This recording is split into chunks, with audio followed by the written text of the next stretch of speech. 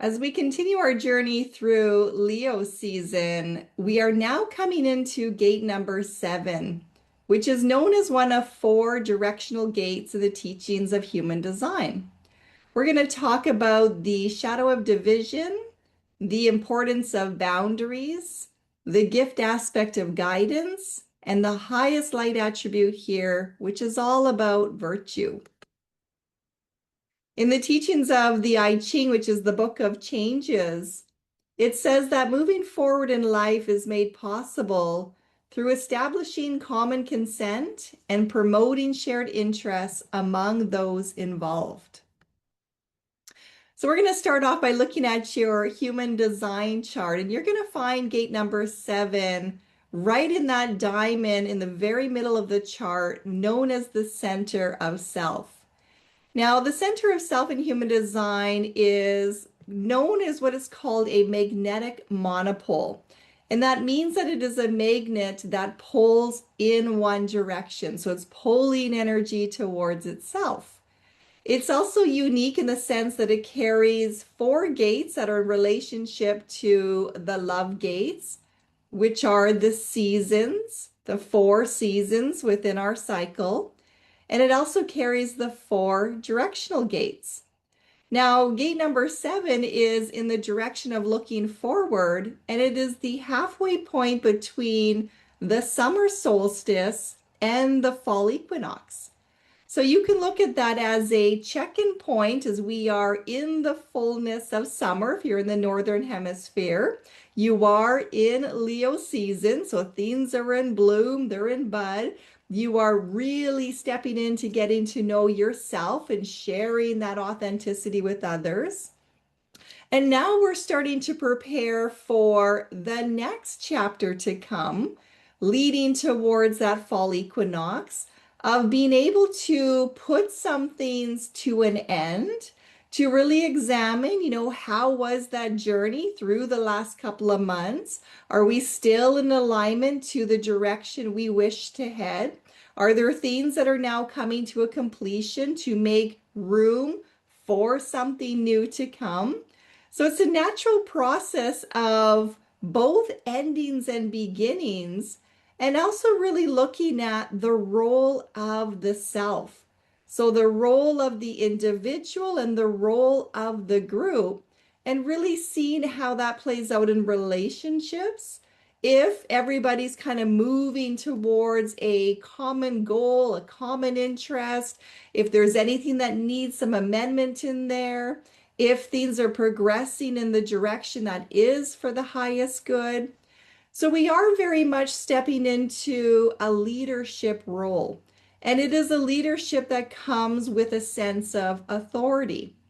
So the authority meaning that you may be expressing from the voice the direction forward, laying out the goals, maybe doing some planning already for the fall, maybe really speaking through the voice of yourself of what you're wanting to work on, what your vision is for the family, for the workplace, for the community, and really kind of getting this sense of gathering people together in order to establish a common ground, a common understanding, a vision for that group, to then start planning what it takes to move forward from here. It also carries a sense of organizing. So if you have gate number 7 in your human design chart, you may naturally be a good organizer or tend to really like things being organized. You're not afraid to jump in there and take responsibility for organizing your own life, your own schedule, and maybe you take it to the extreme and you do that for others as well. Now, that can be a beautiful thing if they are on board and they're looking for that guidance. We're going to see when we talk about the shadow how that can be an interference when we step in to do something for somebody else that they know how to do for themselves. It's also really important for us to do a check-in to see if we're trying to be too super independent. And we are raised in a culture that is competitive by nature. It does teach us that every man and woman is for themselves. and to really kind of put us in a role of comparing ourselves to one another. At the detriment to that comes a willingness for a lot of people to try to take everything on themselves. And we want to start moving together into more harmony, more unity, in this case, more uniformity. So bringing people in to help support certain initiatives and really leaning on the benefits of working as a team, as a unit, and building that rapport and camaraderie that comes when you have something that's very passionate and exciting, or it's just that sense of knowing the difference that it will make in the lives of yourself and with others. So having shared consensus is very important in order to move forward. If you don't have people on board moving in the direction that you're sensing is for that highest good, then there's going to be a lot of pushback. There's going to be a lot of resistance in there. So if you're wanting to really maximize the energy flow, the excitement, having that clarity and having people on your team that is sharing that vision with you and that understand their role, they're feeling good about their own contributions to that. There's this sense of everybody is a leader and everybody is a follower. So there's not just one person that is dominating how things should be done, but instead there's this commonality where it's really recognizing that everybody has something of value to bring to the table, to bring to the family, to bring to the workplace, and really kind of highlighting that within the group cohesive. So you may be somebody who really does that well. You really bring people together to highlight their specific skills. And others may be drawn to you for your advice, for your guidance. They may have a thought and vision for themselves, and they're really seeking some input or some clarity from somebody who just has that forward momentum or is always kind of moving themselves into the next phase. Being clear on where you're headed is super, super important. But beyond being clear about it, it's also knowing why. Why am I heading in that direction? And it can be very easy to have our blinders on and believe that we should be doing something. And we get so stuck in our plans and we get so stuck in our to-do list that we're not seeing all these other possibilities that are around us. And that's where bringing people into the team to do that brainstorming is so important. It's equally important for yourself to look at multiple viewpoints. Don't just stay stuck on your plan, but consider space for everything else. When I was in my career as an executive assistant, it was a very busy, demanding job. And I used to plan for the interruptions. And what that meant was there were so many moving parts. There was meetings to be scheduled. There were reports to be done. There were multiple people to look after. And I could guarantee that during my day, I would be spending more time putting out fires and having to be flexible than I was really focusing on projects.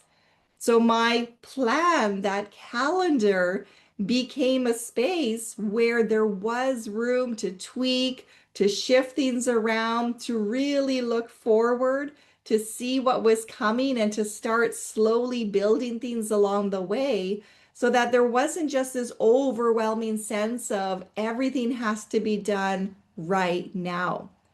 So knowing for yourself why you're doing something, why you're putting in the effort, where it's ultimately leading towards, is it for your highest good? Are you repeating some patterns that you repeated last year? And this is your reminder to, oh, I'm trying to plan everything out once again, and it didn't go so well for me in that context. There might be a lot of things coming up right now where you're wanting to schedule some excitement into your life, It is the summer months. Things may be going a little bit slower, and maybe you are already anticipating the busyness of the fall. So, really getting clear on why the need to plan, what is moving you forward. Are you already feeling an anxious anxiety or a pressure that you have to do something, in which case it is draining that energy? And can you look at the version of you in that scenario to really see, is that for the highest good? So you may be feeling some pressure for yourself in this energy to try to bring everything together, to try to hold on to some control. And perhaps you are stepping into quite the authoritarian, whereas you're needing to learn to cultivate some greater leadership skills, which means building that relationship from your higher self to know who's leading the way. And ultimately, that is the question for all of us. And it's interesting as we go through the teachings of human design, branching then into the gene keys, and we really look at some coaching tools, is we always want to know who's leading the way. Is this my shadow leading the way, meaning your fears are trying to drive the way, your patterns of behavior, your comfort zone? Or is your higher self, your light, shining a direction for you where you just know beyond know to head in that way, even though you may not know what that looks like? So that does come with a deep sense of trusting oneself and really stepping into the clarity of the vision, knowing who is running the show, being very considerate of everybody else in that relationship. Is that going to enhance everybody's skill set? Is it for the common good? Is this going to be of benefit for the tribe? So we're really stepping into some very strong leadership skills here that is going to have us questioning ourselves. This is also part of a channel which is known as the channel of the alpha. So you're going to want to check your human design chart again to see if you have this channel already in your design. At this time in the energy, for those who are following along with the turning of the mandala wheel, we're all feeling this. We're all getting to experience what this energy is like. And it's also our reminder that throughout the year, we're going to experience each one of those numbers known as gates. So we're also going to be having opportunities to really get to know ourselves and how we are influenced by the energy of others. Now, for curiosity's sake, you might have gate number 7 in your design, and somebody else in your household or your workplace may have the 31. You may form that connection together. So it's really keeping that open mind of how much we all step in to becoming a cohesive unit. And we're not so separated when it comes to energy. We are all connected and we are all influenced by those subtle bodies. So this does have an attachment to the throat center, that center of communication. And in this case, gate number 31, we experience near the beginning of Leo season. So you may want to go back and revisit those teachings as well to kind of add a little bit more depth to this energy, especially if you have this channel. This is the voice of influence. It's the voice of I'm leading or I'm not leading. And that can come from your mind talking to your heart.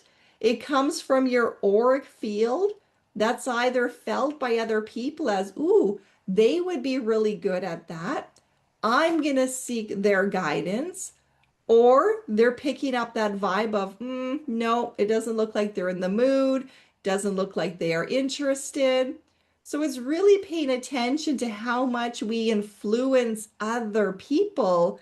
And beyond words, this is our energy. This is how we are projecting our electromagnetic field out into the world around us.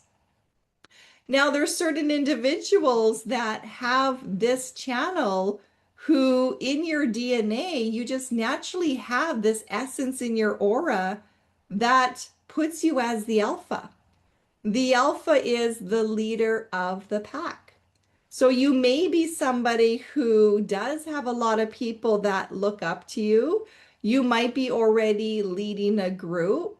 You might be somebody who finds himself alone a lot of the time, but not in a sense of loneliness, rather in a sense of you're moving ahead to see if the way is clear and then allowing other people to come after you. So alpha has many different meanings to it. As we get into the gene keys, we're going to talk about how a lot of individuals who have gate number 7 in their chart or this channel in their chart, they tend to hide from their leadership. They may be afraid to step forward and claim that responsibility or to move in a direction away from everybody else to start leading the way forward towards the new future. So it does take a lot of courage in going through and healing oneself to know what is right for you and to really build that relationship to that higher self so that you have that clarity of why you're doing that and who is it really serving. The channel of the alpha and that relationship to the auric field, it just gets noticed. So you can step into a room and people just feel something in your energy. They notice something about you. You might have a certain charisma or a certain confidence, or even just the sense of mysticism around you. So people naturally want to pay attention. And because they're paying more attention, they're more receptive to that. You are really influencing the energy of those that you have in your presence. And that's why it's so important for us to know how our emotions are, how we are communicating to others, how our thoughts are also creating energy waves in there. And when we are really influencing based on a higher vibrating energy, which in this case is the virtues, understanding, compassion, grace, forgiveness. Those are some very high qualities that other people want to cultivate more of within themselves. So they may be attracted to you if you're naturally understanding. They may be attracted to you if you have beautiful communication skills and you make it easy for them to understand. They may be attracted to you because you are uplifting in your energy, and that helps them to have more fun and to feel good about the task. What matters the most is that you're coming from your authentic self. That voice chakra, the throat chakra, you have a certain tone, a certain quality, and people can just sense when you're being authentic and when you're not. So when you're allowing yourself to just be you, and whether people are coming to you for advice or not, it's understanding that power of influence we all have. And sometimes the most powerful leaders, influencers, simply just show up and their presence is all that is required. They don't need to say anything. They can step into a room and all of a sudden the room feels calm, feels supported, feels the energy rising, communication starts to flow better. And that person may leave that space and never hear from others that they did that. But that individual who left that space knows they didn't do that. They were a vessel channeling through a higher power that then came out into the room. So a lot of times we want to influence, we want to lead, and we want recognition. But it always goes back to that same question of, well, who wants to be recognized? Is it the ego? Are you trying too hard to get people to follow you, to be a people pleaser? Are you putting too much emphasis on your self-worth, your self-esteem, your confidence based on whether people are following you or not? So really stepping into knowing that we're so much more than just this physical body. Our subtle bodies, our different layers of our aura, our sheer presence when we are open to the divine has so much more power of influence that can spread far and wide. So it's really getting clear for yourself on recognition, how you want to show up, what you want to be recognized for, and really feeling that into yourself as the qualities that do resonate with your higher self, or you needing to do some work within you because you're influencing energy in a certain way that perhaps you weren't even aware. So it's noticing your own energetic connection to why you want to take charge.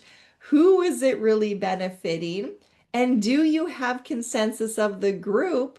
Meaning, is this the best interest of the whole before moving forward through that? So we're going to step into the gene keys now, which is literally the key that comes up to open the gateway. We are using the book, The Gene Keys by Richard Rudd. There's a link in the school here if you're wanting to purchase a copy for yourself, if you're really into that deeper contemplation. And we are going to share a lot of extracts from the gene key number 7 in here, along with some of our own contemplations for deeper discussion. And this is also where we're going to get the inner alchemy potential, meaning the more that we're aware of the shadow, which is the lower vibrating energies, and we attune then to the gift, which are the higher vibrating energies, the more we start to recognize within ourselves the lower nature, and we rise ourselves to developing more of the higher nature. So we're going to talk about the shadow of division, the dilemma of boundaries, the gift of guidance, and the Sudi, which is the highest light aspect in here of virtue. And right off the bat, we're starting off with the shadow of division and that dilemma of boundaries. And, here we see an example of a hierarchy. And there are hierarchies that exist throughout our society. We have hierarchies within a family where somebody takes that leadership role and you have your subordinates to that. We have hierarchy in workplaces. We have hierarchy in our governments. We have hierarchy within our religions, our cultures, our social statuses. We have hierarchies everywhere. They've been around for a long time and they go back many generations. And it's really important to see how deeply embedded different generations are when it comes to that hierarchical structure. And when I think of myself and my parents would have come out of the Industrial Revolution. They would have come out of a time where people went to work and they did not question what the boss said. And the boss had a vision most of the time on how to make as much money as they could, with little regard for the safety of the workers, for paying the workers fairly. If they didn't show up, they were dismissed, and there were 5 other people there who were willing to do that job. So they came out of a system that had a lot of corruption to it. When you go back even further in your ancestral line, you'll see different patterns of hierarchy, different changes and different evolutions as new generations come forward. So we're always in this fluctuation of changing, but the structure of the hierarchy seems to be pretty deeply rooted within our society. And it is here that we see the shadow of division.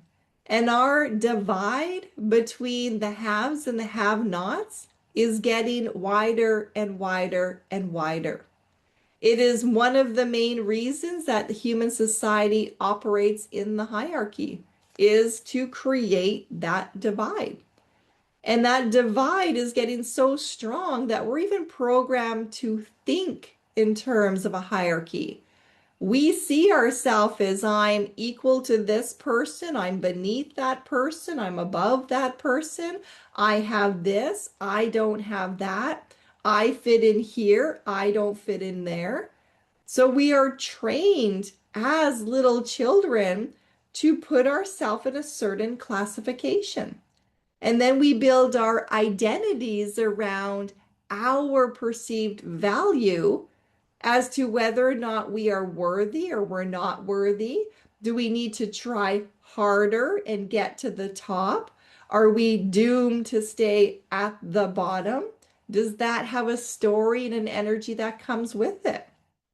So we're really looking at how the shadow plays out throughout the world, how it plays out through our marketing, what we see, what we hear, what we're taught, the belief systems of the generations, so also what you would have been raised in, and moving forward, that direction forward.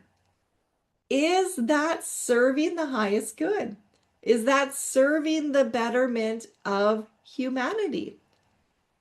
And when we really start to examine our beliefs, our thoughts, and how this plays out in ourselves, especially when it comes to self-worth and beliefs regarding that, then we get an understanding of how much healing we have to do at an individual level to then help lead others forward to really think for themselves, to value themselves, to create a cohesive structure instead of this one is always above somebody else, and to really come into more of that fluctuation and understanding, more of an equality within there. Now, we are programmed to follow leaders. It is in our genetics, and certain individuals are genetically programmed to behave as leaders. Now, this doesn't mean that they are a leader in the gift sense of having a lot of followers, but they're programmed to behave as leaders. So we're all leading somebody. We're all setting an example. We're all being watched. We all have a power of influence, and we're also all a follower. So really getting to be aware of who are you following and why, and who's also looking towards you. Do you have coworkers? Do you have children? Do you have relationships? Who is influenced by your thoughts, by your behavior, by your energy, by your belief system? And is that what you want to be recognized for? The shadow of division and its organization of hierarchy represents the idea of power through force rather than power through inspiration. The shadow state cannot command true respect or loyalty because it has at its core the lust for power rather than the good of others. Division creates an attitude of every man, every woman for himself, herself. And this is where we're really stepping into understanding our magnet, our electricity, our auric field. And for an example of that, consider passing somebody on the street where you just know they're having a bad day. You can tell they're angry or you can tell they are sad and they haven't said a word to you. And then flip your memory over to just recognizing somebody who is happy, somebody who's just in that joy. And again, there's no words. but you can feel it, you can see it, you can sense it. You are on alert from it. And very likely, if you're in this class, you are probably affected by it. So we're becoming aware of the influence that we put out there. Whenever we recognize someone as an authority or a guide, so whenever you are looking up to somebody, you're influenced by somebody, the 7 gene key is at play. At the shadow frequency, like attracts like. If you are weak, you will magnetize those who reinforce your weakness and even play on it for its own benefit. And sometimes that can be a little bit nerve-wracking to think that. But if you have a belief system of I'm not good enough to do this, you will see experience after experience after experience where somebody steps in without giving you an opportunity to try, or you'll have experiences come in to give you the opportunity to see, are you going to keep pulling back? Or are you going to finally step forward? You're going to have experiences that are going to show you your weakness over and over and over and over again until you learn how to step into the strength of that, how you empower yourself by asking for help, for allowing yourself to try, for moving yourself through your own fears. It will keep playing out. And that is how our belief system really generates what we are attracting. You can also raise that to a gift frequency when you are feeling confident about the direction you're heading. You're going to get back reinforcement, recognition that is going to validate the direction that you are heading. When you are feeling doubtful about what you are doing, you're insecure about that, you're lacking confidence about that, you're going to attract people that are going to question you. Now, that is the way the universe teaches us, because if something is questioning you and you're still doubting yourself, well, then there's still work to be done on the foundation of you. There might be a need to sit with your higher self and get more clarity, to fill up on your self-esteem, to really surround yourself with people who are going to support you. So it is an act of love and it is an act of grace to make sure that we're constantly evolving and growing and really allowing the best qualities of ourself to emerge. So you need to have experiences that challenge you in order to let them come forward. Now, when you are in the shadow frequency, and especially if you are feeling like a victim, you're a victim of finances, you're a victim of relationship, you're a victim of your job.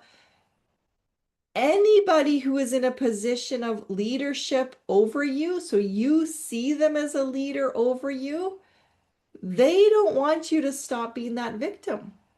And they don't want you to stop being the victim because unconsciously they're afraid that you're going to no longer need them. They're going to be out of business. So it carries a fear of losing power. Now, I really want to challenge you to think of yourself in that situation and how many times you like people coming to you for advice, for guidance, or you're always checking in to make sure somebody's okay. You haven't heard from so and so for quite a while. I better check in. I better see if they still need me. There is an unconscious fear in a lot of that, of ending a relationship, of not being needed, of not being seen as the advisor, as the wise one. So there is a dependent relationship there. But at that shadow level, it creates a dependent relationship where both people are victims. A true leader is the ultimate listener. They will emphasize so deeply with your suffering that you will finally give yourself permission to embrace it without fear, which will enable you to transcend it. And that's what it really means to be a leader. A leader is not somebody who tells you what to do. A leader is somebody who's going to listen to you. They're going to hold the space with their presence, their auric field. And that auric field is going to be calm, that's going to be reassuring, it's going to be understanding. They're going to be in their alpha power. They're not going to be in a personal agenda of, ooh, what can I get out of this person? How can I advise this person? I know exactly what they should do. That's not listening. Listening is being able to connect energetically with somebody else and allow them the space to release and express whatever it is that is arising for them so that that energy can finally come up and out. And if the ultimate leader does not hold it, but it just simply listens, then that energy gets to dissolve. It gets to be done. Light comes in to transmute it. When we're with other people and they're getting something off their chest, and all of a sudden you're listening and you start to worry and you want to try to fix something, or you're shocked by what you hear, you've just claimed that energy. You've just taken a piece of that victimhood and now you're feeding it. You're feeding and you're creating more of that victim mentality so it grows in its power. It takes huge, huge training, awareness of oneself, leadership qualities, healthy boundaries to know when you can step in and just listen and hold the space in love, and when you are needing to step back because you're not in a position to hold that. That is leadership. The leader knows when to step out as much as it knows when to step in. And it's also aware of who has authority over self. So who has authority over you? Where does your mind go? Who are you always comparing yourself to? Where do you feel like you are less than? And why? Getting to the root of the issues. Where did your ears hear that? Where did your belief system create that?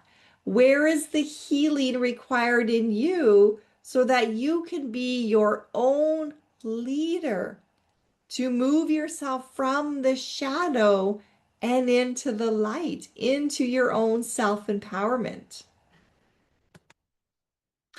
There's always two sides to any shadow energy. We have a repressive nature, which means we hold it in.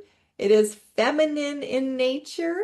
And we have a reactive nature, which pushes it out. So it's more masculine in nature. And that doesn't mean men and women. Masculine is doing, feminine is being. So it is holding it, it's just letting it be. Reactive masculine, yang energy, is kind of explosive. It pushes it out there, it pushes it into motion. So in a repressive nature, this is hidden. And this is where we see those that have that gate number 7, they have the channel of the alpha, they have other certain combinations within them, they have a genetic imprinting as a leader, but they choose to stay hidden. And quite honestly, we all have the genetic imprinting as leaders. And this is where the shadow first shows up. Because if you thought to yourself, well, I wonder if I have that, you've already put yourself in the victim of comparing yourself to someone else, and you've separated yourself from humanity. If we're all whole, if we're all genetically related, we all have this within us. Some of us are meant to cultivate it in different ways, but we all have that leadership quality. So it's knowing for yourself, are you choosing to stay hidden because you just assume that can't be you? Or you're afraid to make your own decisions? Maybe you haven't been empowered to do that. Maybe you're afraid of a responsibility that comes with really having to own the things that need to change and they need boundaries within your life. And you're going to feel a frustration within yourself. There's going to be a resentment in the body. It manifests as a physical pain or a deep emotional pain. When you are giving your power away instead of recognizing your divinity, it hurts. The body pays the price, the mind pays the price, the emotions pays the price. That spirit in you, it can't rise up. It's the genie that is trapped in the bottle and it hurts. It's like trying to put your foot into a shoe that is 3 sizes too big. It hurts. So it's really addressing, why am I so afraid? Why am I afraid to speak up for myself? Why am I afraid to follow my true calling? Why am I afraid to hold that boundary? Where can I get the support that I need to take leadership over my life and raise myself up? And that's where we become the hero to our own journey. So, to free oneself from the repressive nature, one must first recognize the power within themselves, meaning you must recognize that this is your responsibility to change. No one can do the work for you, no one's coming in to rescue you. We create our own fears, we believe our own narratives to our stories. We have to unravel that. It is very much a personal journey, but there is a lot of support there for individuals, for groups to move through that. So as you start to recognize that you have the power of change within yourself, then this tide of optimism and intelligence then goes out into the rest of the world. This is where you come from the victim into being that leader. You have a spark of hope that yes, things can get better. Yes, you can do things to motivate yourself. Yes, you can walk in a direction towards your highest good. And that empowers others to think that for themselves. That is the power of influence.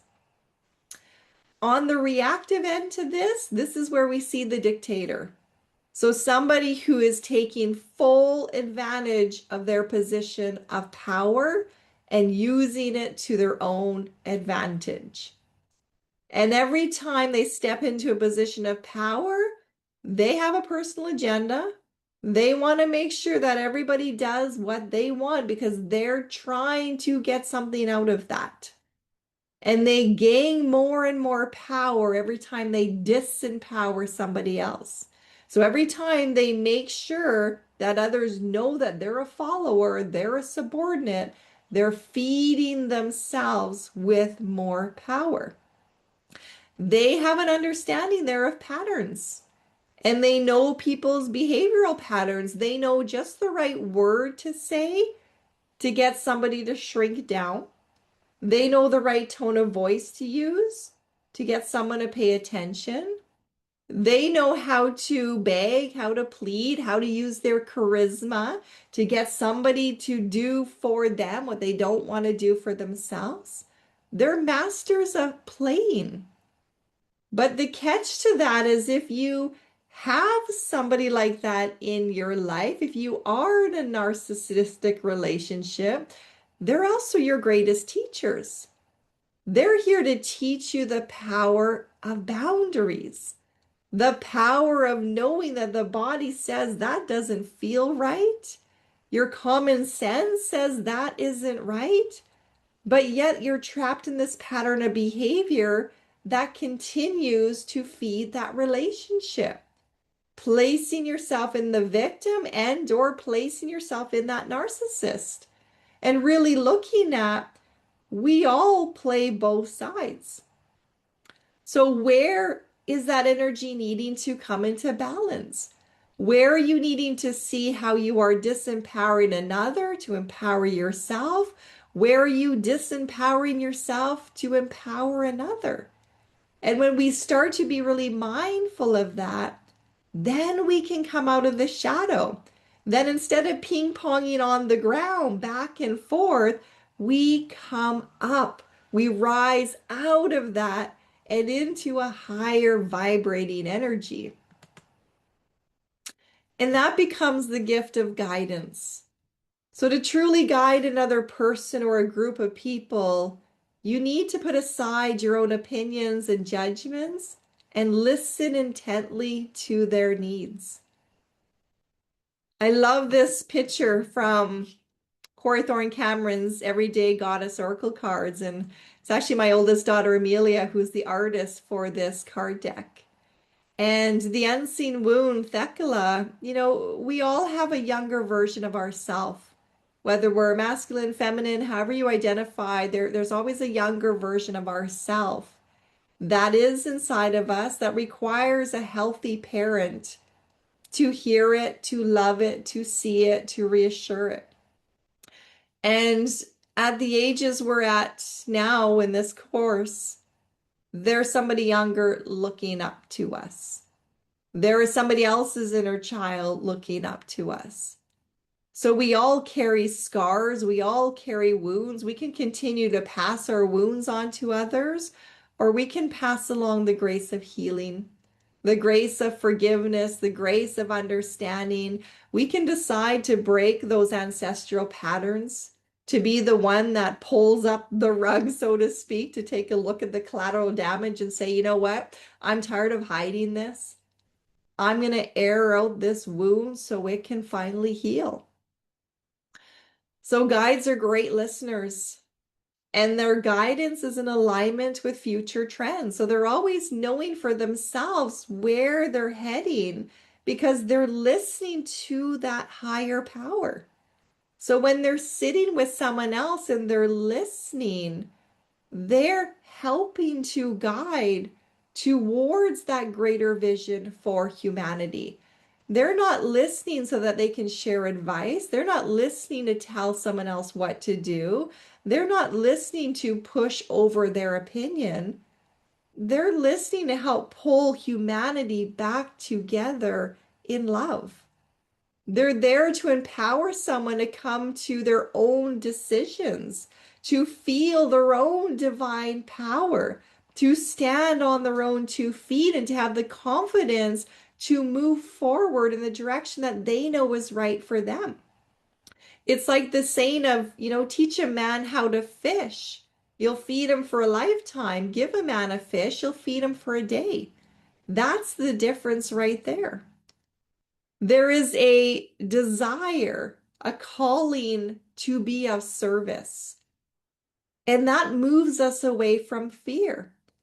You may still feel that fear, but every time you ask, what is of the highest good?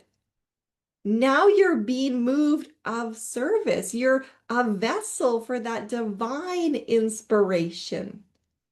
And oftentimes it's not standing on a stage and leading in the front and getting all sorts of recognition. This is the individual that is using their auric field, their energy, their presence. They're guiding the energy of the group. So if the group needs help moving in a certain direction, they're there to support that. If the group has a lot of fear, they're going to listen to the fears, and then they're going to really truly address the validities of that. They're going to listen to all the concerns. They're going to let people have a voice.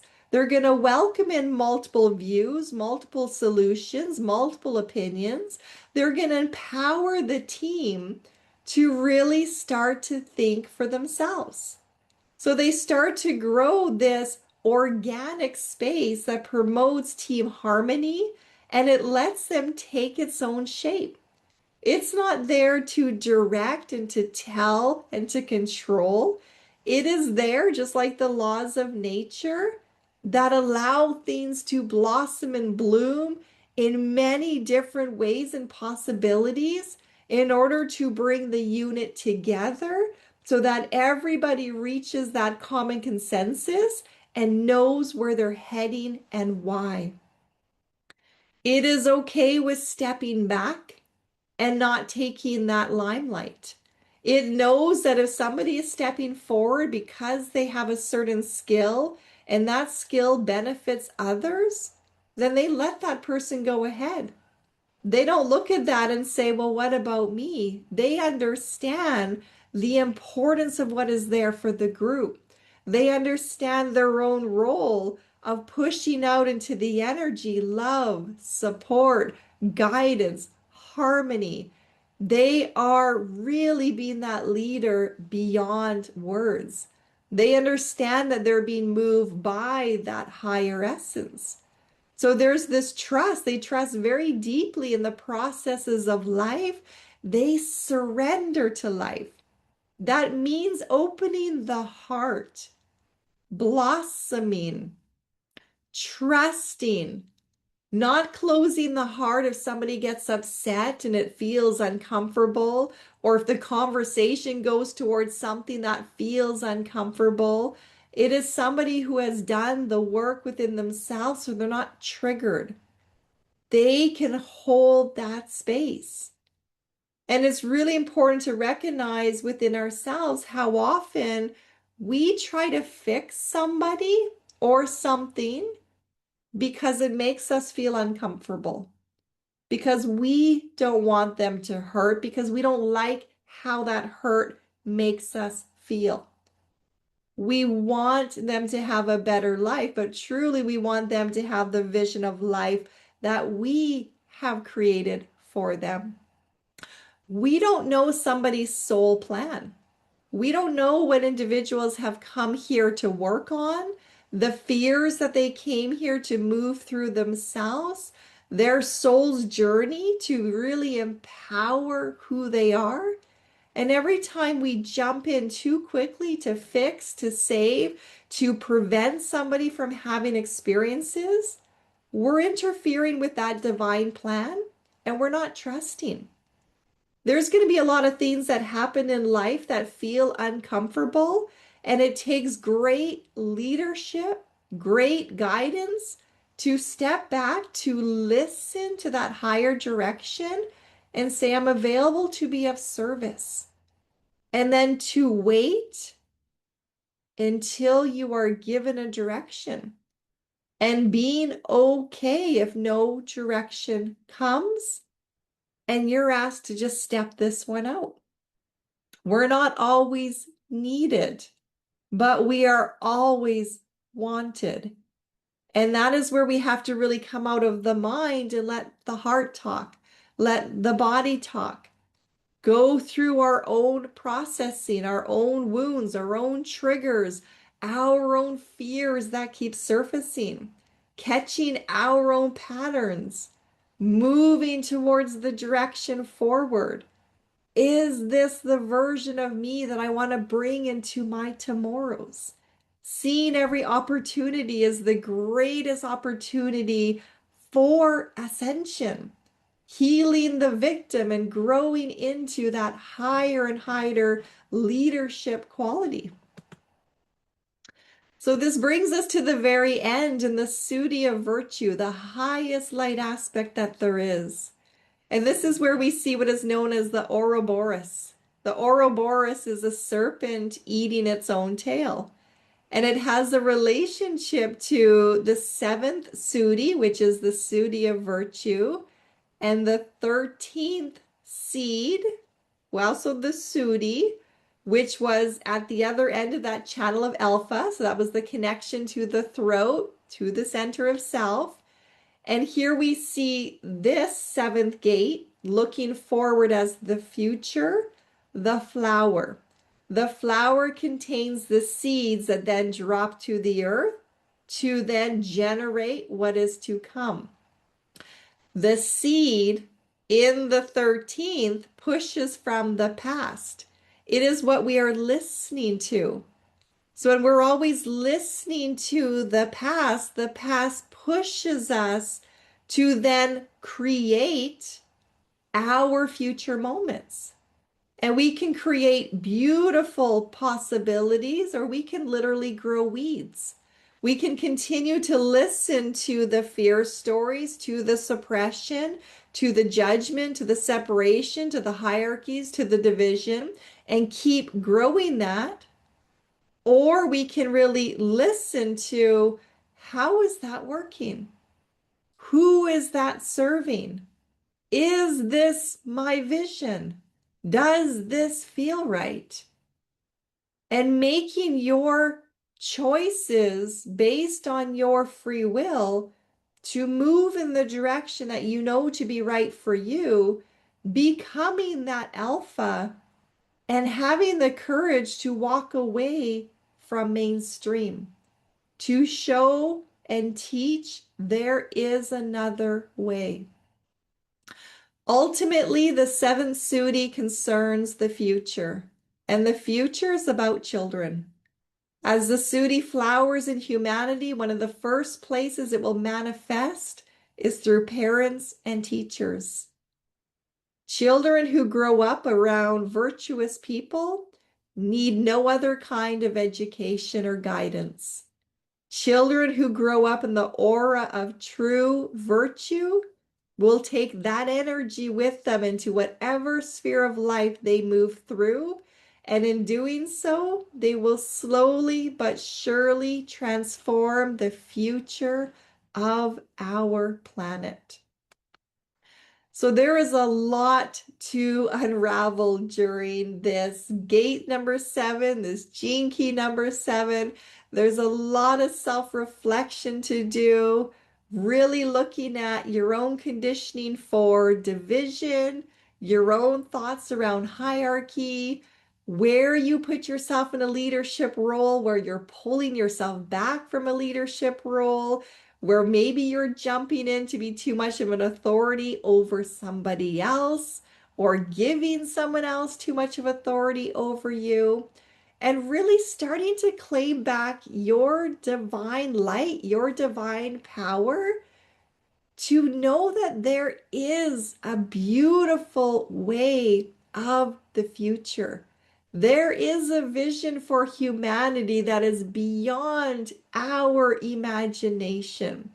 And when we start really stepping into creating our own heaven on earth, then we each start helping to raise that vibration. As a parent, I have an awareness of being the best version of myself, then allows me to show up to be the best version for my children. So there's many ways that each and every one of us can use the qualities of leadership. And it doesn't have to be on a big stage or influencing massive peoples. It can be in a single relationship that is so empowering because you're really stepping into a place of listening, of healing together, of growing together, and cultivating this beautiful magnetic energy that then helps to go out into the rest of the world. It then draws others towards you that complement that energy, that are curious about what you are doing. We have no idea how influential we really are.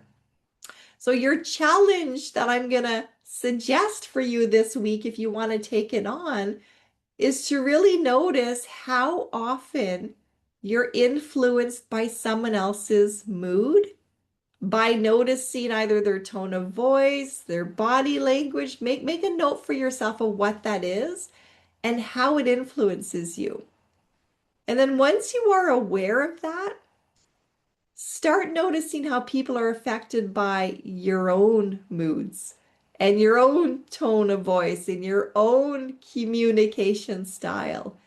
And then you're really going to see the power of influence and how we so easily get pulled into those conditionings, those behavioral patterns.